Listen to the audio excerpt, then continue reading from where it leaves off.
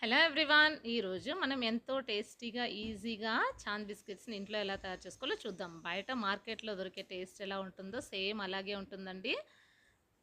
చూడండి, దీనికోసం అయితే ముందుగా నేను బటర్ని అయితే తీసుకున్నాను. అమూల్ బటర్ ఇక్కడ మనకి ఏ మిల్క్ షాప్లో అయినా షాపింగ్ మాల్స్లో అయినా దొరుకుతుందండి.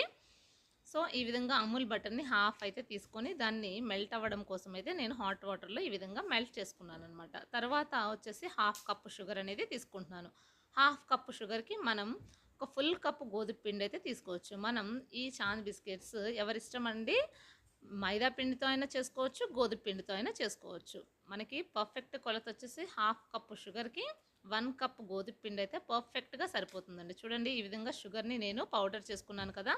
ఈ విధంగా బ్లెండ్ చేసుకున్న షుగర్ పౌడర్ని ఒక గిన్నెలోకి తీసుకొని ముందుగా మెల్ట్ చేసుకున్న బటర్ని అయితే యాడ్ చేసుకుంటున్నానండి. చూడండి, ఈ విధంగా బటర్ మొత్తం యాడ్ చేసుకున్న తర్వాత మనం ఒక స్పూన్తో ఈ విధంగా మంచిగా మిక్స్ అయ్యేంత వరకు, మొత్తం మెల్ట్ అయ్యేంత వరకు ఈవెన్గా ఇలాగా స్ప్రెడ్ చేసుకోండి. చూడండి, ఈ విధంగా కలపెట్టుకోండి.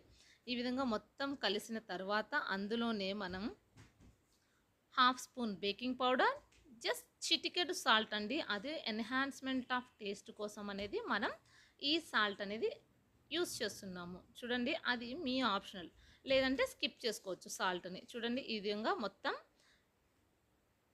కలిసేంత వరకు బాగా కలపెట్టుకోవాలి. తర్వాత మనం ఒక ఫుల్ కప్ గోధుమ పిండి అయితే యాడ్ చేసుకుంటున్నాను. చూడండి, ఇక్కడ నేను వచ్చేసి ఫుల్ కప్ గోధుమ పిండి అయితే యాడ్ చేసుకుంటున్నాను.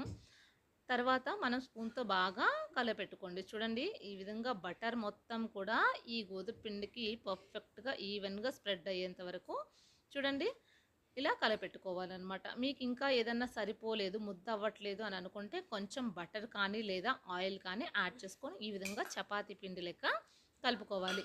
ఈ విధంగా కలిపేటప్పుడు మీరు ఎటువంటి వాటర్ అనేది యూజ్ చేయకూడదండి. వాటర్ యూజ్ చేయడం వల్ల ఏమవుతుందంటే మీకు చాంద్ బిస్కెట్స్ అనేవి లూజ్ అయిపోయి బాగా స్ప్రెడ్ అయిపోతుంది అనమాట. సో దాన్ని అవాయిడ్ చేయడం కోసం మనం వాటర్ అనేది యాడ్ చేయకూడదు. చూడండి, ఈ విధంగా కలపెట్టుకొని ఒక హాఫ్ అన్ అవర్ సేపు రెస్ట్ ఇవ్వండి.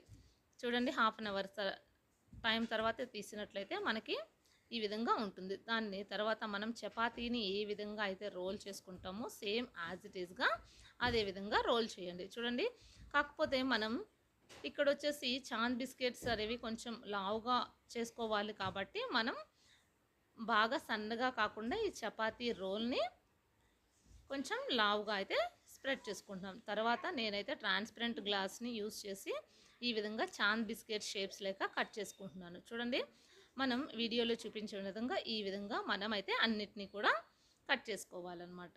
చూడండి, మనకి ఈ విధంగా షేప్ అయితే బాగా కనిపిస్తుంది కదండి. ఈ విధంగా ఒకదాని తర్వాత ఒకటి, ఒకదాని తర్వాత ఒకటి అన్నిటినీ కూడా మనం కట్ చేసుకోవాలి.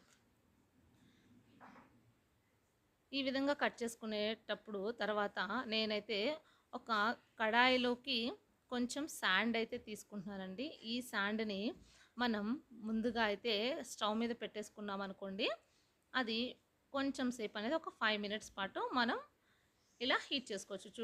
చూసిన విధంగా మోడరేట్ ఫ్లేమ్లో అనేది ఈ విధంగా హీట్ చేసుకోవాలి శాండ్ని. మీకు శాండ్ అనేది అవైలబుల్ లేకపోతే సాల్ట్ అయినా పెట్టుకోండి.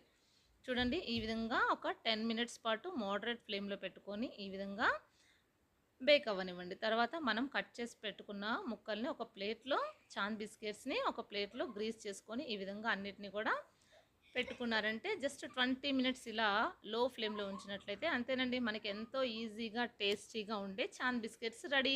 చూడండి, మనకి బయట మార్కెట్లో దొరికే లెక్క చాలా ఈజీగా టేస్టీగా చేసుకోవచ్చు కదా. పిల్లలు కూడా చాలా ఇష్టంగా తింటారు. మరి మీకు నచ్చిందా? అయితే ఒకసారి ట్రై చేసి చూడండి. ఆలస్యం ఎందుకు?